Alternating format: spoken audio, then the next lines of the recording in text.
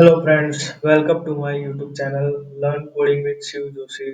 और आज का हमारा टॉपिक है HTML स्टाइल यूजिंग CSS। तो CSS क्या है? CSS है कास्केडिंग स्टाइल शीट, मतलब कि स्टाइल शीट है वो HTML को प्रॉपर वे में हम दिखा सकते हैं, या यूं कहे तो कुछ हमें इंटरेस्टिंग करके दिखाना है।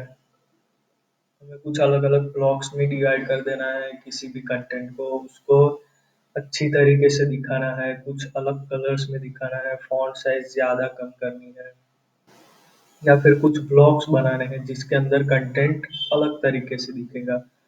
और CSS में एनिमेशन भी कर सकते हैं हम, और उसमें बहुत कुछ होता है जो जिसकी मदद से हम कोई भी हमारे वेब पेज को ज़्यादा इंटरेस्टिंग और ज़्यादा अच्छे तरीके से दिखा सकते हैं। तो इसके अंदर देखते हैं कि हम क्या है CSS।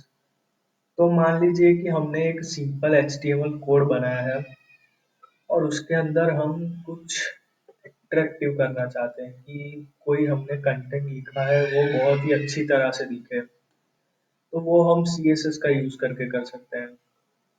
और CSS ज्यादा कुछ नहीं, बट जो भी हमारा HTML का कोड है उसके अंदर जो भी कंटेंट है वो सारा हमें अट्रैक्टिव बना के दिखाने के लिए, या फिर करेक्ट फॉर्मेट में दिखाने के लिए एक लाइन में दिखाना है हमें, एक के बाद एक कंटेंट दिखाना है। तो जिस तरह से भी हम फॉर्मेट करना चाहते हैं वो CSS की मदद से कर सकते हैं। CSS is used to apply the style in the web page which is made up of HTML elements। हम CSS को डायरेक्ट HTML के एलिमेंट्स के अंदर भी यूज कर सकते हैं, और अलग से फाइल बना के भी यूज कर सकते हैं। और CSS हमें क्या क्या प्रोवाइड करता है कि हमें बैकग्राउंड कलर देनी है, कंटेंट के आसपास पेडिंग देनी है, मार्जिन देनी है, उसके ऊपर बॉर्डर देनी है, बॉर्डर्स को भी अलग अलग कलर्स देने हैं, या फिर कुछ भी मतलब हमें करना है तो वो हम CSS से कर सकते हैं। Each property in CSS has a name value pair and each property can separated by semicolon। मतलब कि जो भी हमने एक CSS वैल्यू लिखी है तो उससे सबसे पहले आएगा उसका नेम, उसके बाद उसकी वैल्यू।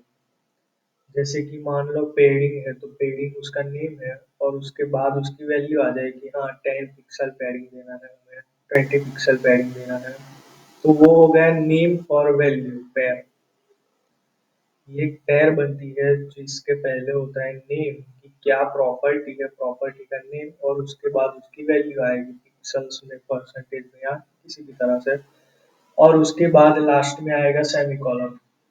सेमीकोलन आने का मतलब है कि वो CSS प्रॉपर्टी खत्म हो चुकी है, उसके बाद नई प्रॉपर्टी स्टार्ट हुई। और CSS अप्लाई करने के तीन तरीके हैं। फर्स्ट वन है इनलाइन CSS, दूसरा इंटरनल CSS, और तीसरा है एक्सटर्नल CSS। सबसे ज्यादा यूज होने वाला है एक्सटर्नल CSS। तो हम लोग देखते हैं कि इनलाइन CSS क्या है। तो इनलाइन CSS मतलब कि define CSS properties using style attribute इन HTML एलिमेंट्स। मतलब कि जो हमने एक HTML एलिमेंट लिखा है उसी के अंदर हम अगर CSS यूज कर रहे हैं, जैसे कि यहाँ पे एग्जांपल दिया गया है कि बॉडी टेक्स्ट टैग है, मतलब कि एक HTML का एलिमेंट है, उसके अंदर हमने स्टाइल एट्रीब्यूट लिया और उसके अंदर सीधा सीधा हमने CSS डाल दिया कि टेक्स्ट लाइन सेंटर।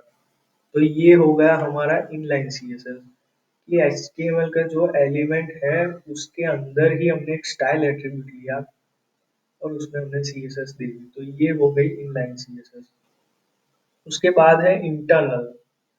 तो इंटरनल CSS वो जो HTML का पेज है उसके अंदर ही यूज होगी, और उसके लिए हम यूज करेंगे स्टाइल टैग। हीडर सेक्शन में हम एक स्टाइल टैग लेंगे और उसके अंदर जितनी भी हमारी CSS है वो हम अगर डाल देते हैं तो वो हो गई हमारी इंटरनल, मतलब कि अंदर के अंदर ही है CSS, वही वेब पेज में HTML के पेज में। और एक्सटर्नल CSS,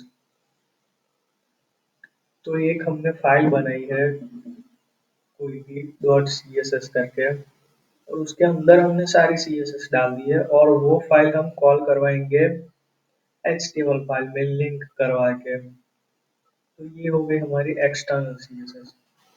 तो इनलाइन और इंटरनल हम देख लेते हैं अभी। और इनलाइन CSS क्या है, तो यहाँ पे अगर हम देखें, इनलाइन CSS देने के लिए सबसे पहले हमें यूज करना पड़ता है स्टाइल एट्रीब्यूट। स्टाइल एट्रीब्यूट के अंदर ही हम कोई भी CSS दे सकते हैं। जैसे कि मैंने यहाँ पे दी है कि टेक्स्ट अलाइन सेंटर, बट उसके लिए मैंने यूज किया है स्टाइल एट्रीब्यूट। तो ये है मेरी इनलाइन CSS की सारा जितना भी कंटेंट बॉडी में होगा वो सब सेंटर में आ जाएगा। उसके बाद हम देखते हैं कि इंटरनल CSS क्या है। तो यहाँ पे स्टाइल टैग लेना पड़ता है हमें और उसके अंदर हमें CSS डालनी पड़ती है। और वो भी हमें यूज करनी होगी क्लास देके या फिर आईडी देके या फिर वो टैग डायरेक्ट लगा के।